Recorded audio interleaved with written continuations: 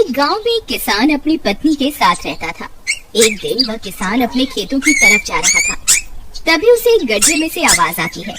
अरे ये कैसी आवाज है? लगता है कोई कुत्ते का बच्चा है जो मुसीबत में है। मुझे इसे बचाना होगा, नहीं तो ये मर जाएगा। फिर वह गड्ढे में झांक कर देखता है तो उसे वहाँ एक छोटा सा कुत्ते का बच्चा दिखाई देता है। वह उसे देखकर दंग रह जाता है। उसका रंग नीला होता है। ये तो कोई कुत्ते का बच्चा लगता है, लेकिन ये तो नीले रंग का है। मैंने तो इससे पहले कभी भी नीले रंग का कुत्ता नहीं देखा। इसे घर ले चलता हूँ, सुमन तो इसे देखकर बहुत खुश हो जाएगी। फिर वह किसान उस बच्चे को निकालता है और अपने साथ लेकर घर की ओर चल देता है। अरे सुमन, जल्दी बाहर आओ, देखो मैं तुम्हारे लिए क्या लाया हूँ। तभी उसकी पत्नी बाहर आती है और कुत्ते के बच्चे को किसान के हाथ में देखकर चौंक जाती है। आए, कितना प्यारा है, ये तो नीले रंग का है। अजी, आपको कहाँ से मिला? क्या मैं इसे अपने साथ रख सकती हूँ? मुझे बचपन से एक कुत्ते के बच्चे को पालने का बहुत शौक था। हाँ हाँ, क्यों नहीं, मैं इसे तुम्हारे लिए ही तो लाया हूँ। लेकिन ये आपको मिला कहाँ से? मैं खेत की तरफ जा रहा था, तभी अचानक गड्ढे से इसके रोने की आवाज आई। मैंने झांक कर देखा तो मुझे ये उसमें पड़ा हुआ मिला। ये जरूर भूखा होगा, तुम इसे कुछ खाने को दे दो। इतना बोलकर किसान वहाँ से चला जाता है। फिर सुमन उसकी खूब देखभाल करती है। वह दिन भर उसके साथ खेलता कूदता है। सुमन भी उसे पाकर बहुत खुश थी। वह कुत्ता पूरे गांव में आकर्षण का केंद्र था। वह जब भी गांव में घूमने निकलता, सारे गांव वालों की नजर उसी पर टिक जाती थी, क्योंकि किसी ने भी नीले रंग का कुत्ता पहले अपनी जिंदगी में कभी भी नहीं देखा था। अरे हरिया, देख तो, ये उसी किसान का पिल्ला है। तूने कभी नीले रंग का कुत्ता देखा है क्या? नहीं भाई, मैंने तो पहली बार ऐसा कुत्ता देखा है। लेकिन ये इस किसान को मिला कहाँ से? इतना अनोखा कुत्ता खरीदने की हैसियत तो इस किसान की है नहीं। अरे भाई, इससे तो ये किसी गड्ढे में पड़ा हुआ मिला था। मुझे तो लगता है जरूर ही ये कोई जादुई कुत्ता है। तुम्हें क्या लगता है बाजार में इसकी क्या कीमत होगी? भाई, ये तो नायाब चीज है, ये तो अनमोल होगा। इसके हमें मुंह मांगे पैसे मिलेंगे।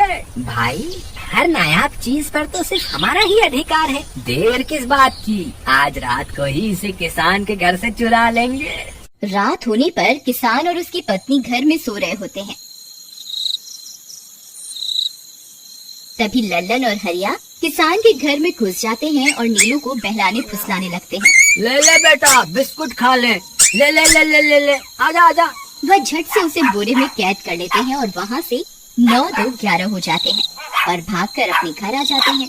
हरिया भाई, एक काम तो पूरा हो गया, बस अब इसे शहर जाकर किसी को बेचना बाकी है। शुभ काम में देरी किस बात की? हम कल सुबह होते ही इसे शहर जाकर किसी को बेच आएंगे। अगले दिन सुबह होने पर वे दोनों नीलू को बोरे में डालते हैं और उसे बेचने के लिए निकल पड़ते हैं। रास्ते में उन्हें एक सेठ मिलता है। उसे उस बोरे में से अजीब अजीब सी आवाजें आती हैं। अरे भाई, रुको रुको, इस बोरे में क्या भर कर ले जा रहे हो? भाई, ये एक जादुई कुत्ता है। ऐसा कुत्ता पूरी दुनिया में केवल एक ही है। ऐसा कैसे हो सकता है भाई? जरा मुझे भी तो दिखाओ। वह सेठ नीलू को देखकर चौंक जाता है। तुम्हें इसके लिए 100 सोने की मुद्राएं देनी होंगी। ठीक है, मुझे मंजूर है। लो, ये लो तुम्हारी 100 मुद्राएं। आज से ये कुत्ता मेरा हुआ। वहीं दूसरी तरफ नीलू को घर में न पाकर सुमन और किसान परेशान हो जाते हैं। सुमन का रो रो कर बुरा हाल हो जाता है। नीलू, तुम कहाँ चले गए? तुम्हारे बिना मैं कैसे जीऊंगी? वापस आ जाओ ना नीलू। अजी, मेरे नीलू को कहीं से भी ढूंढ कर लाइए। जब तक वो वापस नहीं आएगा मैं खाना नहीं खाऊंगी। ठीक है, तुम रोना बंद करो, मैं उसे ढूंढ कर लाता हूँ। फिर किसान गांव में लोगों से नीलू के बारे में पूछता है। अरे भाई, मैंने तुम्हारे कुत्ते को देखा था। वो लल्लन और हरिया तुम्हारे घर से बोरे में किसी को भरकर ले जा रहे थे। वो अवश्य ही तुम्हारा कुत्ता होगा। फिर किसान भागता हुआ लल्लन के घर जाता है। लल्लन, मुझे पता चल गया है, तुम्ही ने मेरे नीलू को चुराया है। उसे अभी के अभी वापस लौटा दो, नहीं तो मुखिया से कहकर तुम्हें कड़ी से कड़ी सजा दिलवाऊंगा। अरे हरिया भाई, इसे कैसे पता चल गया? मुझे लगता है किसी ने हमें उसे चुराते हुए देख लिया होगा। मुझे अभी के अभी मेरा कुत्ता वापस करो, नहीं तो अच्छा नहीं होगा। भाई, तुम्हारे कुत्ते को तो हमने 100 मुद्राओं में बेच दिया। अब तुम चाहो तो सारी मुद्राएं रख लो और हमें छोड़ दो। नहीं, मुझे मेरा कुत्ता ही चाहिए। तुम्हारे पास कल सुबह तक का वक्त है। कैसे भी करके उस व्यापारी को ढूंढो और मुझे मेरा कुत्ता वापस ला कर दो, नहीं तो जेल जाने के लिए तैयार हो जाओ। इतना बोलकर किसान वहाँ से चला जाता है। अरे मर गए रे, अब क्या करें? ये तो थानेदार की धमकी देकर गया है। लल्लन भाई, मुझे जेल नहीं जाना, कुछ करो ना। अरे अब क्या होगा? चलो उस सेठ को ढूंढते हैं, उसे उसके सारे पैसे लौटाकर उस कुत्ते को वापस ले लेंगे।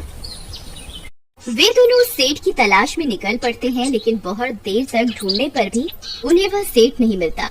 लल्लन भाई, यहाँ तो सेठ का कोई नामो निशान ही नहीं है। न जाने अब तक कहाँ निकल गया होगा। अब क्या करें?